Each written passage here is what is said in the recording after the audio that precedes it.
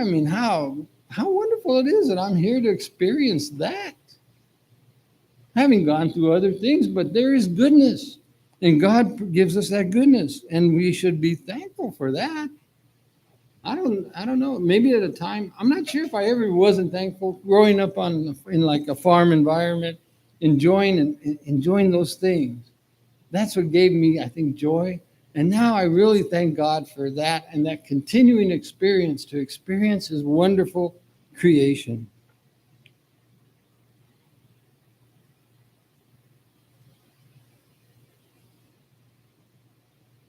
Well, how do we show ingratitude? How do we show ingratitude? Well, my gratitude is I've been given an opportunity to be faithful in tithes and offerings, in being available on call if I'm needed,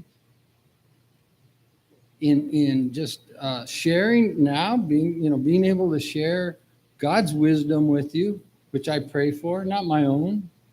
But that I'm grateful for those things, and so that's how I show, and hopefully that comes with the blessing of God's gifts, His spiritual gifts.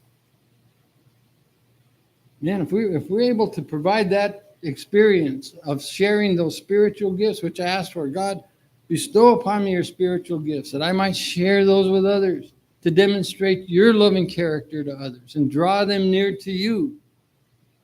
But how can we do that if we're filled with the unrighteousness that's being described in verse 29 through 32? Oh my goodness. Ingratitude, and it can be one or all of these things. Of course, in James, book of James, it says if you break one of these laws, broken them all.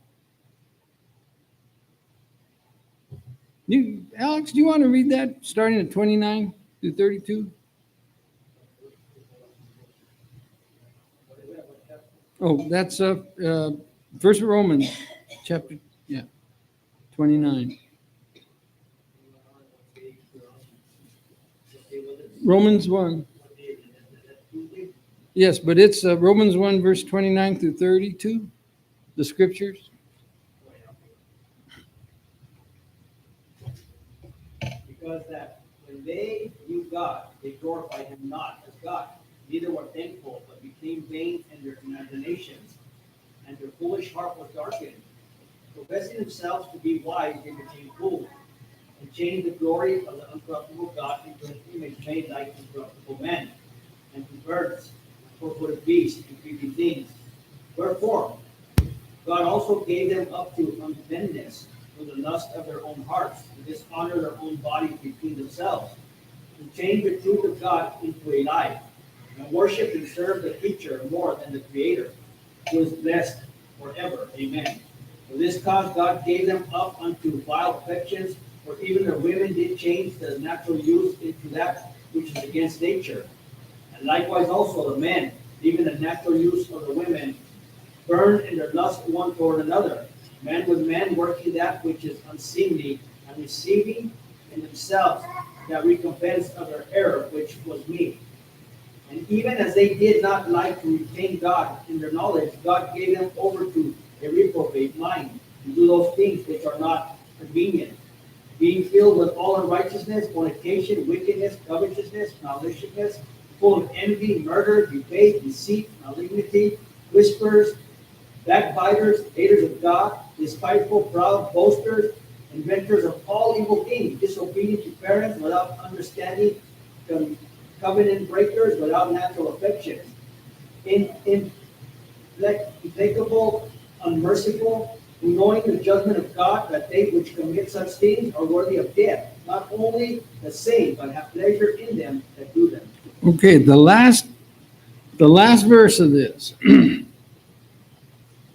Who knowing the judgment of God, they which commit such things are worthy of death, not only do the same, but have pleasure in doing that and doing them that do them. Do you know what that means? But have pleasure in them that do them? That means going along with it, actually supporting that, thinking that you're doing they're doing okay. Do we see that now? The laws have gotten so skewed that now, if you agree with what this chapter, if you agree that this is something that is an abomination to God, all these things, you're wrong. Like Kay said, evil is becoming good and good and evil. You can be prosecuted for a hate crime because you do not support this, as it says here, but have pleasure in them that do them. Yeah, you can be prosecuted for a hate crime. This church, I believe, is going to face that challenge sooner than later. There's already compromises that's creeping in terms of, well, love the sinner, hate the sin. You ever heard that? This church is going to face that challenge. I believe that's going to be one of the challenges that is already going to be hitting us because we stand for